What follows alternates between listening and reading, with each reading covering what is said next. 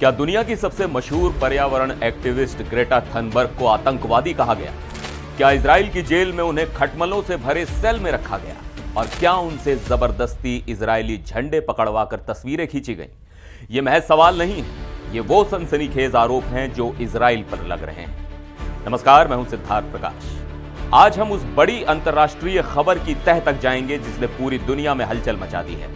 Greta Thunberg, जो पर्यावरण के लिए अपनी आवाज उठाने के लिए जानी जाती हैं, आज अपने एक्टिविज्म की वजह से इजराइल की एक हाई सिक्योरिटी जेल में बंद हैं। लेकिन उनकी गिरफ्तारी से ज्यादा चौंकाने वाली हैं वो खबरें जो जेल के अंदर से छन छन कर बाहर आ रही हैं। तो चलिए आसान भाषा में समझते हैं कि ये पूरा मामला क्या है, ग्रेटा वहां पहुंची कैसे और उन पर हो रहे कथित अत्याचार का सच क्या है। ये कहानी शुरू होती है ग्लोबल सुमुद फ्लोटिला से। ये 40 से ज्यादा जहाजों का एक बेड़ा था जिसमें ग्रेटा थनबर्ग समेत 437 एक्टिविस्ट, सांसद और वकील शामिल थे। इनका मकसद था मानवीय सहायता लेकर गाजा पहुंचना और इजराइल द्वारा पिछले 16 सालों से की गई समुद्री नाकाबंदी को तोड़ना। लेकिन गुरुवार और शुक्रवार के बीच इजरायली सेना ने इन सभी जहाजों को रोक लिया और उस पर सवार सभी लोगों को गिरफ्तार कर लिया। गिरफ्तारी के बाद ज्यादातर लोगों को केत्जियोत जेल ले जाया गया, जो नेगेव रेगिस्तान में एक हाई सिक्योरिटी जेल है। यह जेल खासतौर पर फिलिस्तीनी कैदियों को रखने के लिए जानी जाती है और यहीं से शुरू होती है आरोपों की वो झड़ी जिसने स्वीडन से लेकर पूरी दुनिया में खलबली मचा दी है।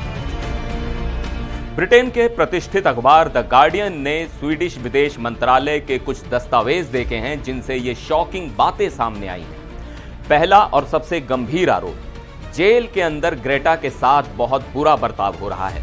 स्वीडन के एक अधिकारी ने जब जेल में ग्रेटा से मुलाकात की तो ग्रेटा ने बताया कि उन्हें ऐसे सेल में रखा गया है जहां खटमल है। उन्हें पूरा खाना और पानी भी नहीं दिया जा रहा, जिसकी वजह से उन्हें डिहाइड्रेशन हो गया है और शरीर पर रैशेस पड़ गए हैं। उन्होंने बताया कि उन्हें घंटों तक सख्त जमीन पर बिठा कर रखा गया।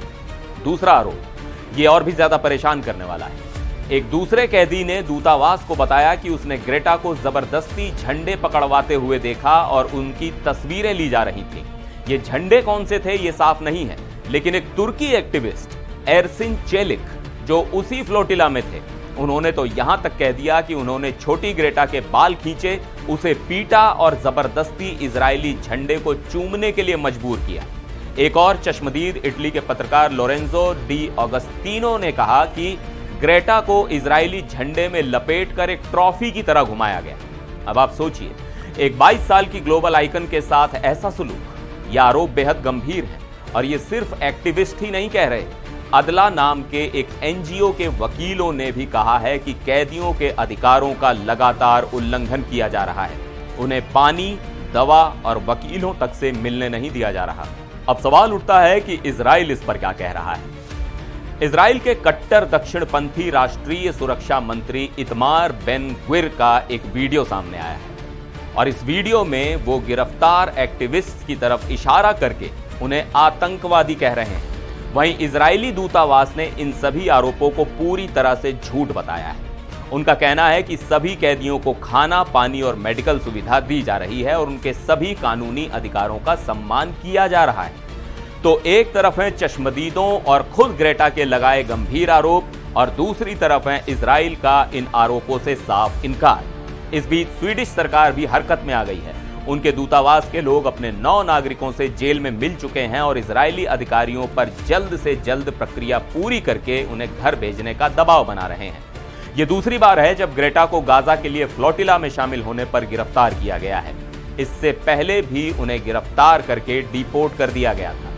तो ये मामला अब सिर्फ एक एक्टिविस्ट की गिरफ्तारी का नहीं रह गया है, ये मानवाधिकारों, अंतर्राष्ट्रीय कानूनों और एक देश की अपनी छवि का भी सवाल बन गया है। ग्रेटा थनबर्ग एक ऐसा चेहरा है जिनकी हर हरकत पर दुनिया की नजर रहती है। उनकी गिरफ्तारी और उसके बाद लग रहे ये आरोप इजराइल के लिए अंतर्राष्ट्रीय मंच पर बड़ी मुश्किलें खड़ी कर सकते हैं। सच क्या है ये तो पूरी जांच होने के बाद ही सामने आएगा, लेकिन एक बात तो तय है, इस घटना ने इजराइल फिलिस्तीन संघर्ष में एक नया और संवेदनशील अध्याय जोड़ दिया है। इस पूरे मामले पर आपकी राय क्या है? क्या आपको लगता है कि एक्टिविस्ट्स के साथ ऐसा बर्ताव सही है? हमें नीचे कमेंट में अपनी राय जरूर बताइएगा। मिलते हैं अगले वीडियो में, तब तक के लिए नमस्कार।